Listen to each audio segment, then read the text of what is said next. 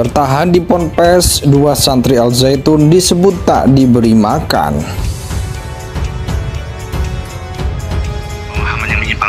Ketiga, ada pesantren di mana itu, di Jawa Barat. Di Jawa Barat itu namanya Az-Zaitun, pendirinya namanya Panji Gumilang. Ya dari dulu memang orang sesat itu. Panji Gumilang ini memang suka aneh-aneh, suka ini sensasi. Karena ada kawan saya ngajar jadi dosen di sana, cerita ke saya suka sensasi. Bid'ah terbaru pada waktu sholat hari raya kemarin. Apa? Istrinya berjamaahnya sudah pakai jarak berapa meter itu? 1 meter atau 2 meter, istrinya dari depan. Ingin menjelaskan sedikit ya. Al Zaitun dengan Negara Islam Indonesia atau NII itu ada kaitannya. Jelas-jelas dari dulu itu sesat dan ada kesesatan di dalam Al Zaitun itu sendiri, kawan-kawan. Ini saya saksi hidupnya. Saya ex atau mantan anggota NII KW9 yang berlokasi di Pondok Gede, Jakarta Timur, Bekasi Timur ya. Di Pondok Gede saya dulu.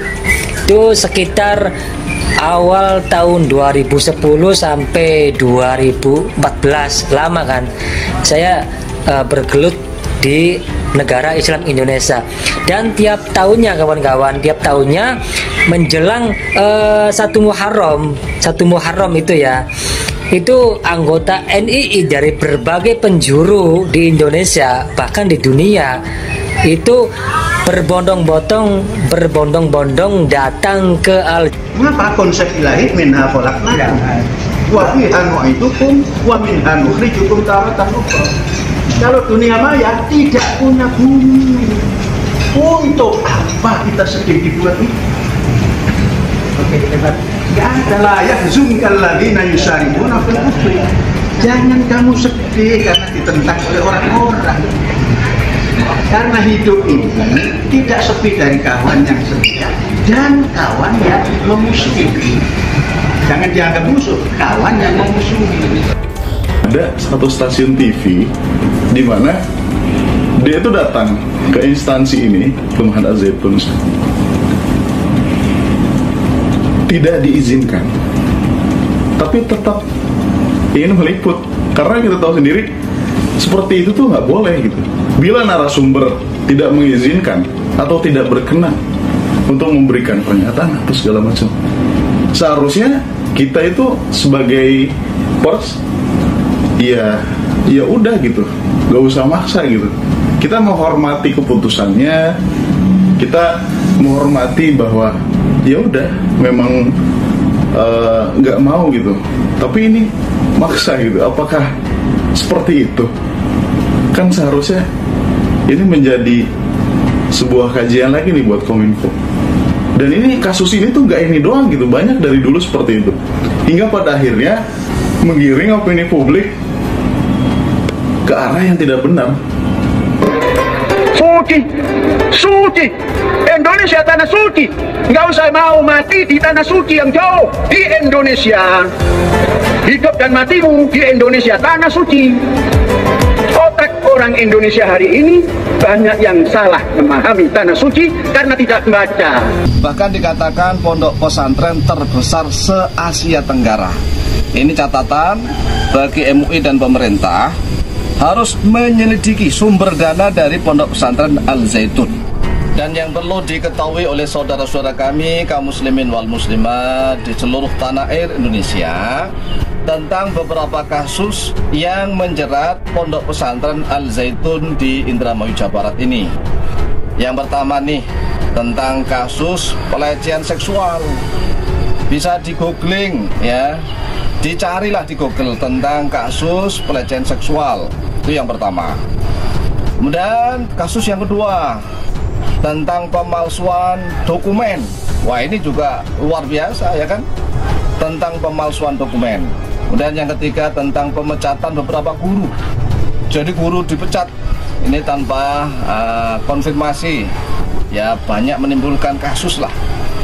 Kemudian yang berikutnya, yang baru-baru ini tentang kasus sholat id yang meletakkan seorang wanita di depan. Kemudian ada beberapa orang yang dicurigai bukan orang Islam. Ingin menjelaskan sedikit.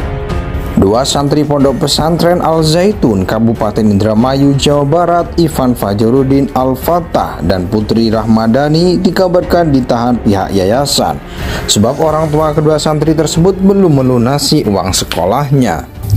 Keputusan yayasan untuk melarang kedua santri tersebut pulang ke rumah orang tuanya ditambah hukuman lain, yakni santri tidak lagi mendapatkan jatah makanan. Benar mas, dua santri tidak boleh pulang dan kami sedang memperjuangkan agar mereka pulang dan bisa kembali ke orang tua untuk Ramadan di rumahnya, kata Mustaqim, salah seorang guru Al Zaitun, Kamis 1 Juni 2017. Ivan, santri kelas 12 yang sudah menempuh ujian nasional, seharusnya sudah diperkenankan pulang ke rumah. Namun sejak 24 April 2017 Ivan tidak diperkenankan pulang. Sedangkan Putri, santri kelas 9 yang seharusnya usia UN, diperkenankan pulang pada 14 Mei 2017 juga mengalami nasib berupa. Berarti Putri sudah disandra selama 13 hari lebih, Ivan sudah disandra selama 33 hari lebih. Sampai sekarang kondisinya masih dan tidak dapat jatah makan. Kalau teman seangkatannya sudah boleh pulang, kata dia. Sementara itu, tagihan sekolah yang belum lunas tersebut sebesar 43 juta. Dia menyebutkan ayah dari kedua santri yakni Pak Hid Budi Haji tidak mampu membayar karena kehilangan pekerjaan akibat PHK sepihak oleh Al Zaitun sendiri.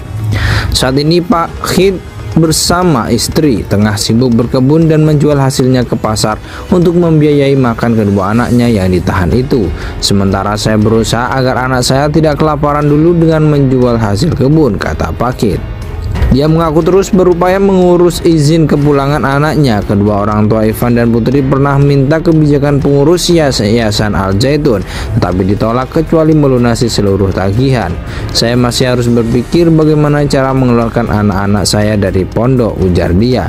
Sekjen Federasi Serikat Guru Indonesia Retno Listiarti mengatakan terkait pembayaran sekolah merupakan kewajiban orang tua namun tidak sampai menyandera hak anak.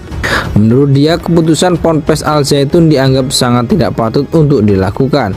FSGI menyatakan keputusan Al Zaitun menyandera santri jelas melanggar hak-hak anak dan prinsip pendidikan.